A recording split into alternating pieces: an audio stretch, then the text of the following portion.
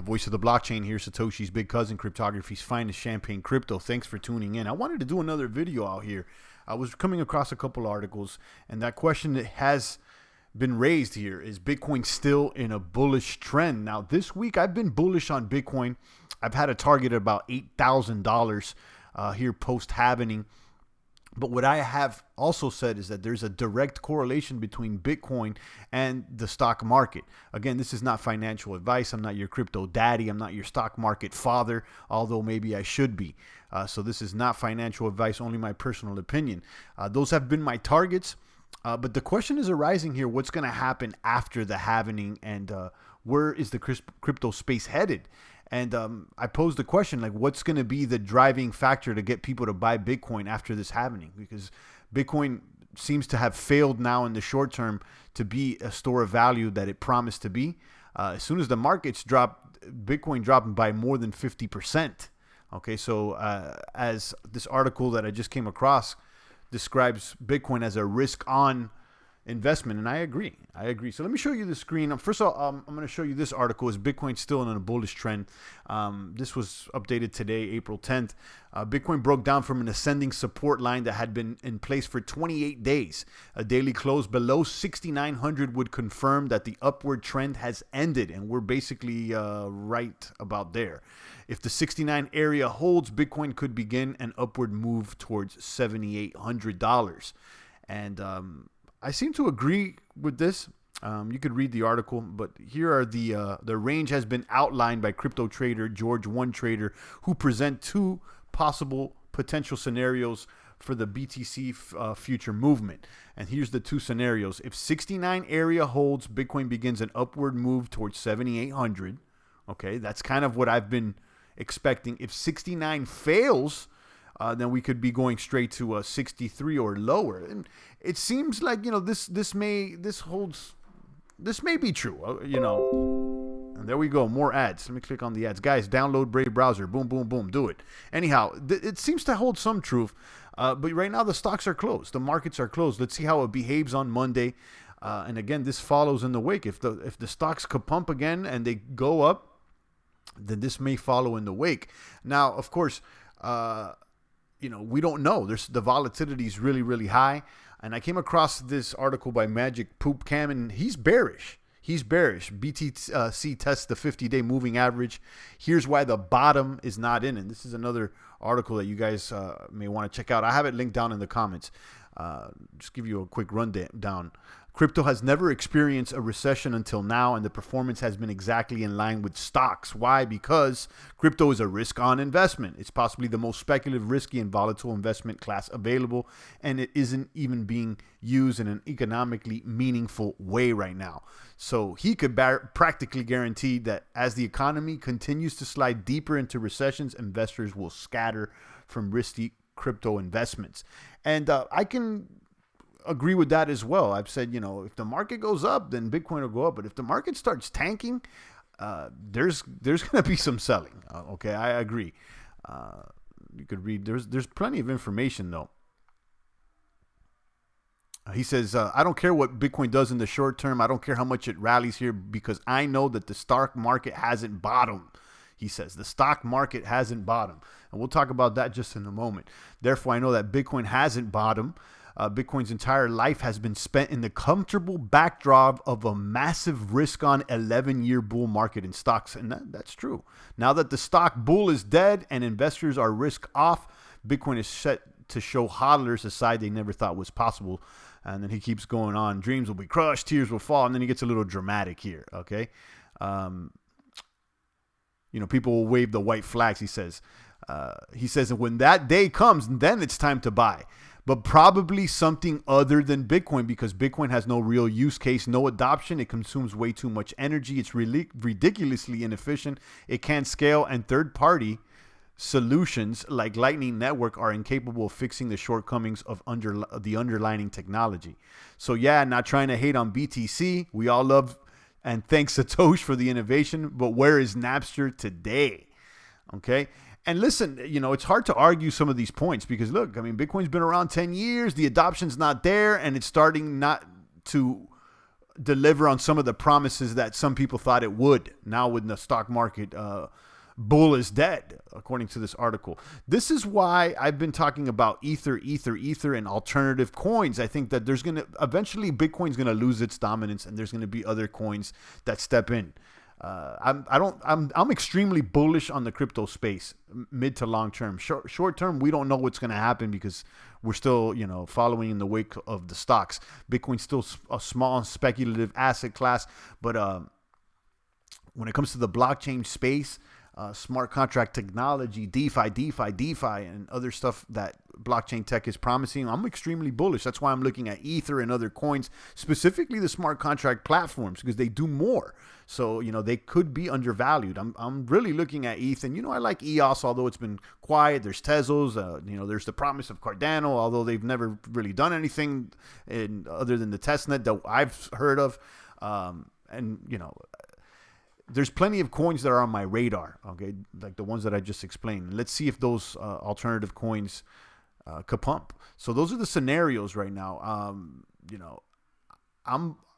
I'm bullish with this happening, and I think we could go to 8K, but midterm, I'm kind of bearish. I'm going to be honest with you. Midterm, I'm kind of bearish because of the information that, we just provided. All that being said, even for the long term, I'm going to hodl some Bitcoin, but I'm really starting to consider being a little bit more Ether dominant or more altcoin dominant. I've been very, very Bitcoin dominant. At one point, I was talking about 70-80% Bitcoin dominance. I mean, that's readjusted, and I can't tell you exactly where I'm at right now, but it's not that. So, I'm considering, obviously the US dollar is strong right now, and, people are talking about gold and silver. Listen, even gold dropped in the 2008 recession. And, back then you were better off just cashing out, holding it all in USD and then buying back in. And, I know a lot of people are not going to like that because, the precious metals and all that, and I like gold, I like silver. But in that situation in 2008, gold took a hit. So if you would have moved from the stocks into gold, you would have took a hit with the gold. Now, if you would have cashed everything out, held it in USD and bought back in, then you really would have kapumped. So it seems to me that USD, whether you like it or not, whether it's funny bunny or not, seems to be running the show right now. So a lot of things are at play, and you could read the comments here in this article because a lot of people are disagreeing with the poopsters, and it's true. Someone commented, and I've mentioned his articles before, and someone commented saying that Poop Cannons is a perma bear, and that may be the case, but go over the points that are discussed here, and it's kind of things that I've been discussing as well. I'm not as bearish as he is, but I see the points that he's making. Short term, I agree with this other article here on BN Crypto. I think that, if we hold in the high 6,000s, that's a good sign. But if it falls too much, that's obviously a bad sign. We're in a very decisive area right now with this landscape, just not only because of the Rona and all that's happening in the stocks, but also because of this happening. And let's see what happens. I would expect some people to dump, guys. I'm going to be honest with you. So what I'm trying to find is where the high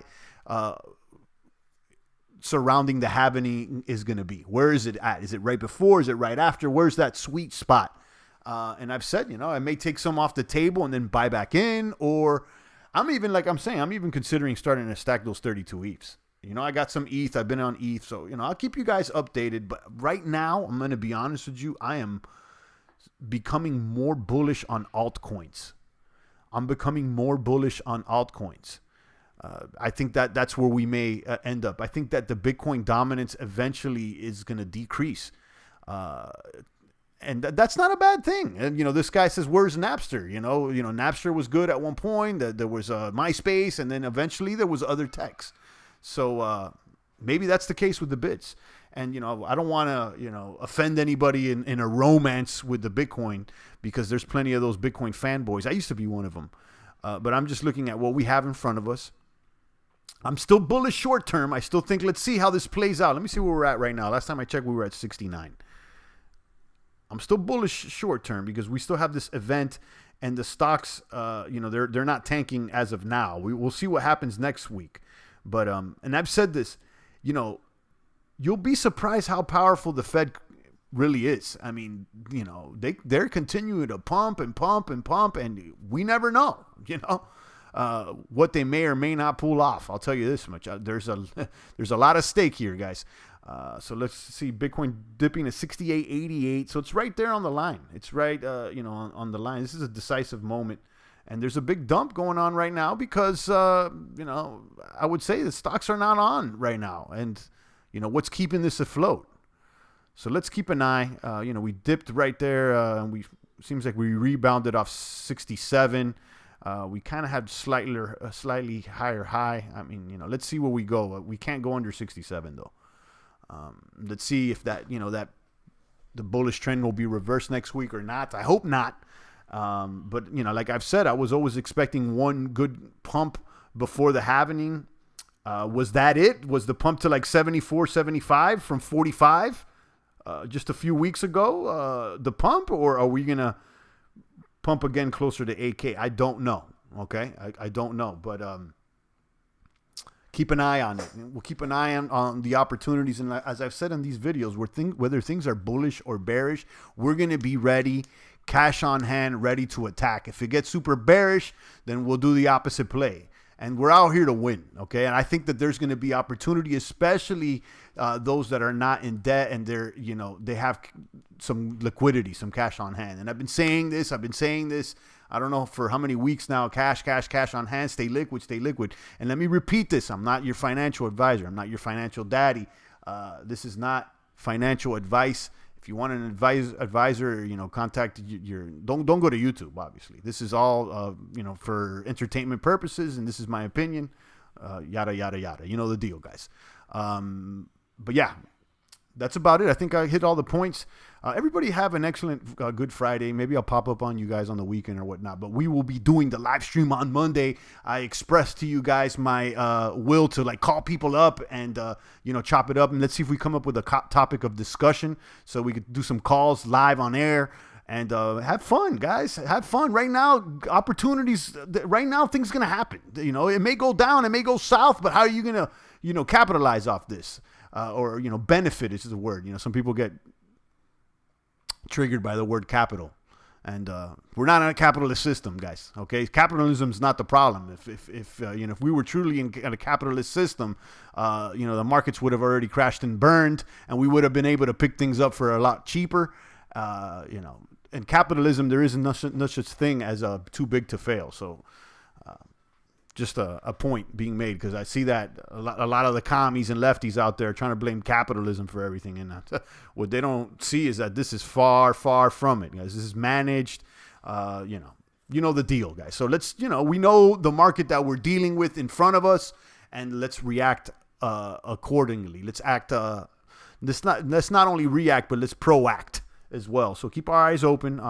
That's about it, guys. Stay strong out there. Enjoy your weekend. It's the voice of the blockchain, Satoshi's big cousin, cryptography's finest. Champagne. Thanks for tuning in.